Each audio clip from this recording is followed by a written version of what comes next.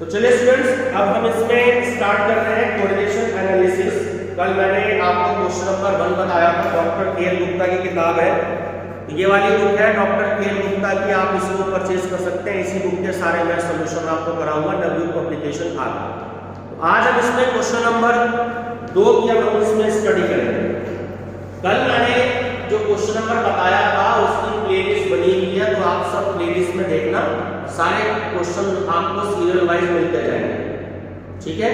जैसे number 2 question, अब मैंने ये बताया था कि कार्ल पियर्सन जब आप सॉल्व करेंगे इसे, तो आप डायरेक्ट मेथड से करें या इनडायरेक्ट मेथड से करें, तो उसका मैंने एक कल तरीका बताया था।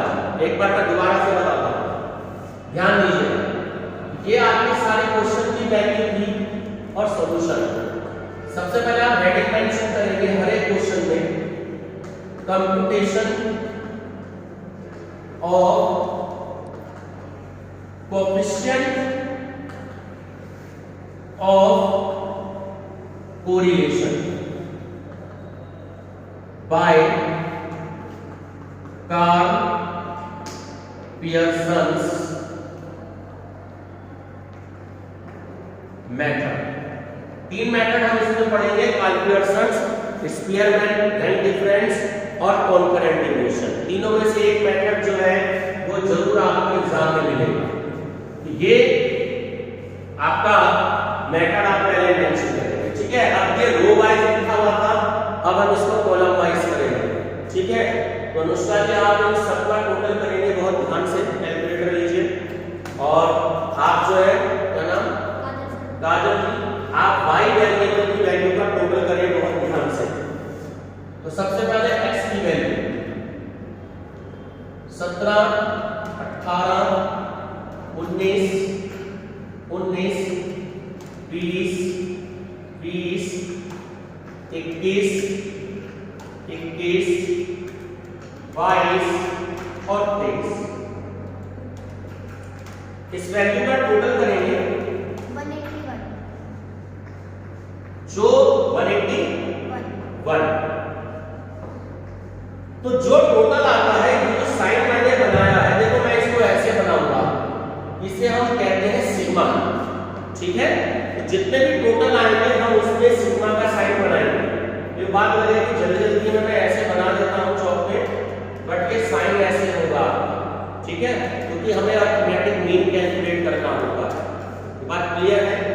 तो मीन कैलकुलेट करने के लिए आपको क्या करना है कि mean equal to sigma x upon n। अब n का मतलब कि जितनी नंबर ऑफ वैल्यूज गिवन है, 1 2 3 4 5 6 7 8 9 10 वैल्यू गिवन है आपके पास में, ठीक है। तो जब आपने 181 को 10 से डिवाइड किया तो आपकी वैल्यू आ गई 18.1। यार ये 18.1 टोटल, बिल्कुल ध्यान से करना, टोटल गलत नहीं होना चाहिए। तो 181 यानी कि 18.1 आपकी वैल्यू आ गई, ठीक है। नेक्स्ट वैल्यू होती है आपकी dx, पूरा नाम होता है डिविएशन फ्रॉम x। क्या होता है? Deviation from x। नेक्स्ट आपका कॉलम होता है d²x, ठीक है। फोर्थ आपका कॉलम होता है, फिर से हम टेबल वाला वैल्यू लेंगे। अब इसका टोटल करेंगे आप, आ जाएंगे 12, 16, 14, 11, 15, 19, 22, 16, 15 और 20। Sigma y 144।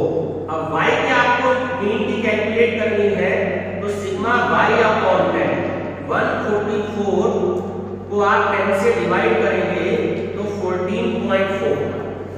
ये बात क्लियर है? सर इसका 200 आ रहा है। 200 आ रहा है, पक्की बात है? y वाला नहीं, x वाले का। x वाले का 200। पक्की श्योर हो? करो काजल जी एक बार फिर से। अभी कैलकुलेटर की आदत नहीं है, 2-4 दिन करोगे तो आदत पड़ जाएगी, बट कैलकुलेशन गलत नहीं होनी चाहिए। 200 लिख लेते हैं।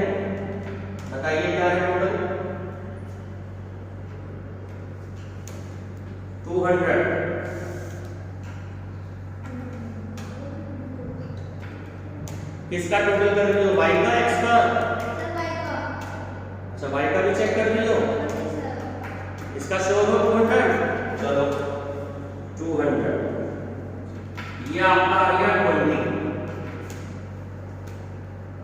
कितनी बार करना पड़ेगा टोटल? 144 ही है, इसका चेक किया है, कितना है? पक्का श्योर? आगे कर ले क्वेश्चन, चलो अब इसका तो ठीक है, इसका भी एक बार करके देख लो जल्दी से। इतने में अगला प्रॉब्लम प्रिपेयर करता हूं, dy division from y, d square y और dx इनटू dy।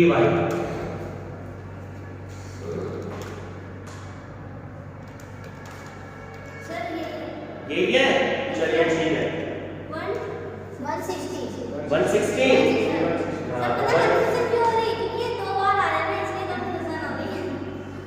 आप कंफ्यूज ना हो, नहीं तो ये टाइम खराब हो जाएगा, न्यूमेरिकल गलत हो जाएगा, ठीक है? क्योंकि जब आपका पॉइंट्स में आया तो मैं तभी समझ गया था कि कुछ ना कुछ मिस्टेक हो रही है, क्योंकि इतने सालों से इस किताब से पढ़ा रहा हूँ। दूसरा क्वेश्चन ऐसे पॉइंट्स में नहीं है, इसमें शुरू के 3-4 क्वेश्चन डायरेक्ट मेथड से है, तो ठोकना नहीं है कैलकुलेटर को, आराम आराम से प्रेस करना है, क्योंकि टाइम नहीं है इतना, 45 मिनट के लेक्चर में ये एक ही न्यूमेरिकल हो पाएगा, इसलिए बहुत ध्यान से कैलकुलेशन करनी है। अब समझिए ध्यान से, अब क्वेश्चन में आप डायरेक्ट मेथड अप्लाई कर सकते हैं या इनडायरेक्ट मेथड अप्लाई कर सकते हैं, तो मैं आपको दोनों के कॉन्सेप्ट समझा रहा हूं, ठीक है? अगर दोनों वैल्यू पूरी डिवाइड हो जाती है और दोनों में से एक भी वैल्यू पॉइंट में नहीं आती, तो आप क्वेश्चन को डायरेक्ट मेथड से कर दीजिएगा, ठीक है? अगर इन दोनों में से सपोज कीजिए यहां 161 टोटल आता, तो ये पॉइंट्स में वैल्यू आएगी डिवाइड होकर के, दोनों में से एक की वैल्यू दोनों पॉइंट्स में है तो भी इनडायरेक्ट मेथड से करेंगे, और दोनों में से अगर a b मीन यानी y मीन और x मीन की वैल्यू अगर पॉइंट्स में है तो भी आप इनडायरेक्ट से करेंगे। लेकिन अगर दोनों वैल्यू पूरी डिवाइड हो जाए, पॉइंट्स में नहीं आ रहा, तो आप क्वेश्चन को डायरेक्ट मेथड से कर सकते हैं। करने को इसे हम इनडायरेक्ट से भी कर सकते हैं, लेकिन इनडायरेक्ट में टाइम कंज्यूमिंग ज्यादा होता है और उसका फार्मूला थोड़ा सा ज्यादा लेंथी होता है, जो कि अधिकतर बच्चों को एग्जाम में याद नहीं रह पाता। ये बात क्लियर हो गई? अब समझिए आगे का कॉन्सेप्ट क्या है। अब आपकी 20 की वैल्यू आ गई है, तो ये है डिविजन फ्रॉम x और ये है डिविजन फ्रॉम y। यहां पे वैल्यू आपकी आ गई 16। ये क्लियर हो गया? अब माइनस करेंगे, 17 माइनस 20 माइनस के 3, 18 में से 20 गए, माइनस के 2, माइनस के 1, माइनस के 1, 20 में से 20 गए 0, 20 में से 20 गए 0, प्लस का 1, प्लस का 1, प्लस का 2, प्लस का 3। जब आप मीन की वैल्यू लेंगे जो आपने कैलकुलेट करी है, अब ये कैलकुलेशन सही है या गलत, तो ये ध्यान रखना, ये वैल्यू हमेशा 0 ही आएगी। 3 और 2 5 और 1 6 और 1 7, यानी कि माइनस के 7 हो गए। 3 और 2 5 और 1 6 और 1 7, प्लस के 7 हो गए, वैल्यू क्या हो गई 0, यानी कि इट मींस हमारा क्वेश्चन अभी तक सही चल रहा है, कैलकुलेशन बिल्कुल सही है। अब मेरे साथ साथ टोटल करते जाइएगा दोनों के दोनों।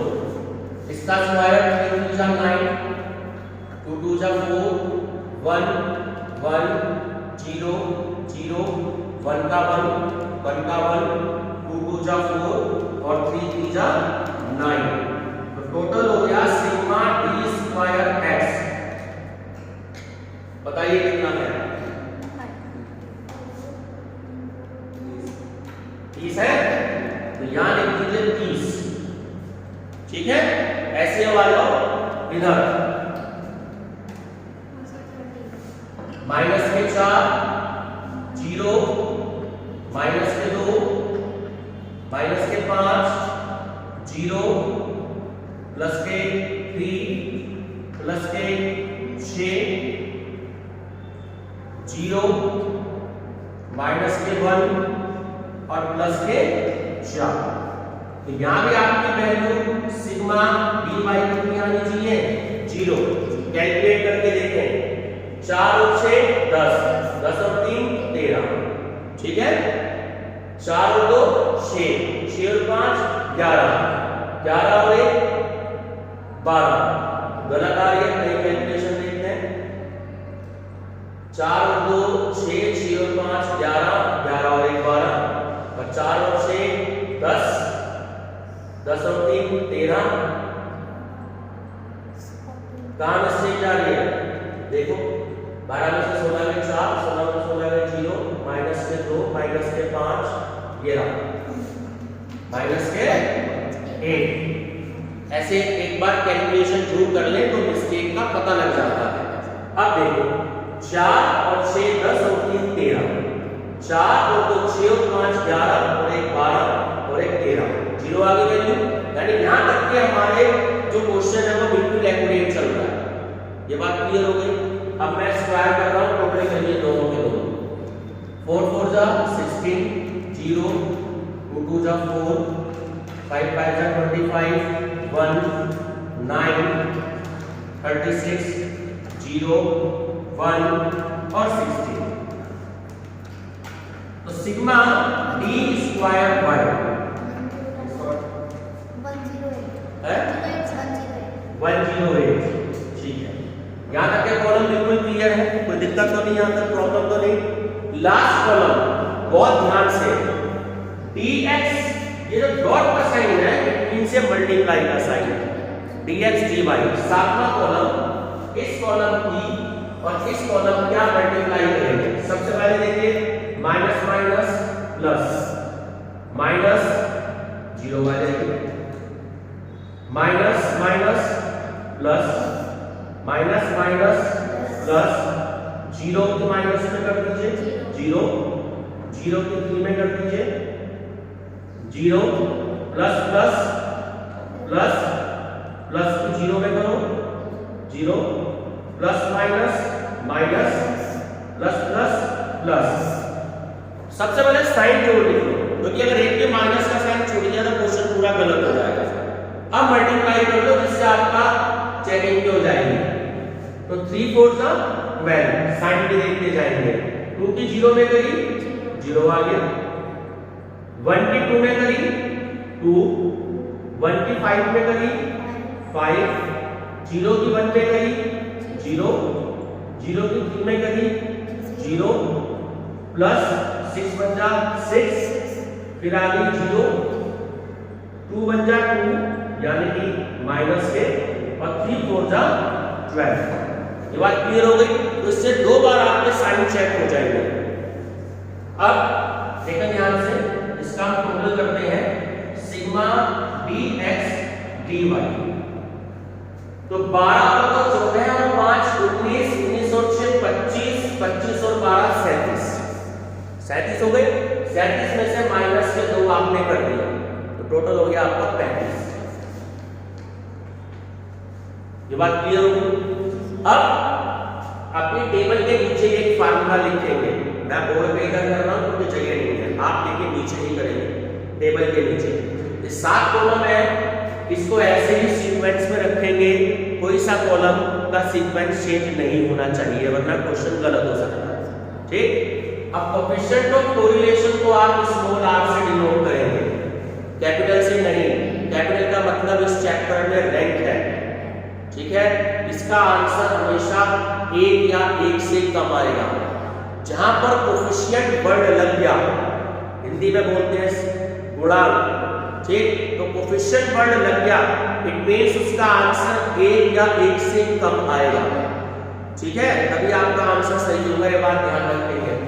तो डायरेक्ट मेथड का फार्मूला बड़ा छोटा सा है, sigma dx dy divided by root, या ये वाला टोटल देखो, sigma d square x multiply by sigma d square y। ये फार्मूला आपको याद रखना है। बहुत सारे फार्मूले इस चैप्टर में हर एक टीचर अपने अपने मेथड से सॉल्व करवाते हैं, तो मैं सीधा इस वाले फार्मूले से सॉल्व करवाता हूँ। कई सारे इसमें फार्मूले हैं, मेरे को ये वाला अच्छा लगता है तो मैं डायरेक्ट इससे सॉल्व करवाता हूँ। ठीक है, अब देखो इसका टोटल क्या लाएंगे आप 35। सिग्मा डी स्क्वायर इसका टोटल देखो कितना है 30। सिग्मा डी स्क्वायर वाई का टोटल है 108। ठीक है, चलिए अब कैलकुलेटर पे इसकी और इसकी मल्टीप्लाई करें। 30 की 108 में जो वैल्यू आ रही है बहुत ध्यान से अब रूट का साइन प्रेस कर दीजिए। पता है क्या वैल्यू आई? 30 इंटू 108। रूट का साइन प्रेस करके बताइए क्या वैल्यू आई?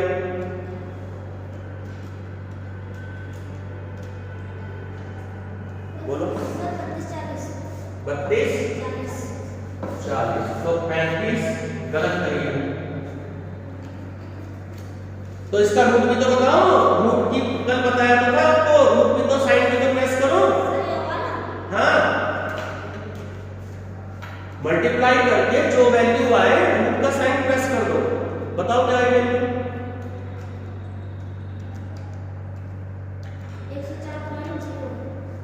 104.06 आगे 104.06 यही वैल्यू है। अब डिवाइड कर दो, 35 को इससे डिवाइड कर दो, क्या आंसर आया?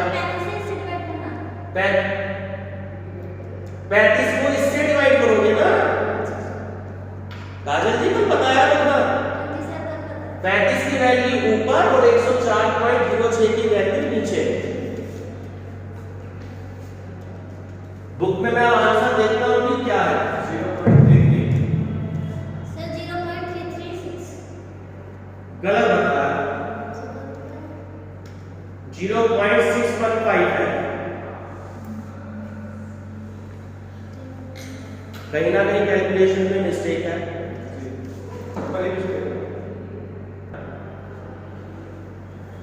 तो बाय मिस्टेक ये वैल्यू जो आई थी रूट की गलत वैल्यू बताई थी इन स्टूडेंट्स ने, तो अब मैंने सही करके बताई है 56.92 वैल्यू आएगी रूट की। जब आप डिवाइड करेंगे तो आपकी वैल्यू आएगी 0.615 और यही आपका आंसर है। आंसर को बॉक्स में क्लोज कर दीजिए। ये आपका डायरेक्ट मेथड से आंसर है। ठीक है, स्टॉप करो।